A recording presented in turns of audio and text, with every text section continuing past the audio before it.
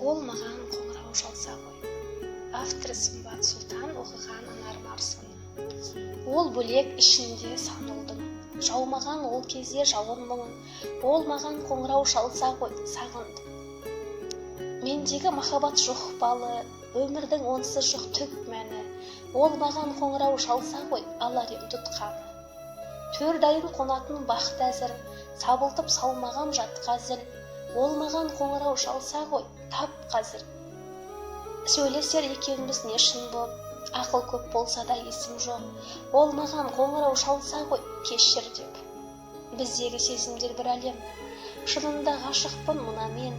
Ол маған қоңырау шалса ғой, кешірім сұрар ем. Әйтеуір кеш дедік, қош дедік, ол мені көрмеді еш келіп. Ол маған қоңырау шалса ғой, қалар ек дос болып. Соғықпыз екеуміз сенімді ой, үйленіп алғандай көрінбей.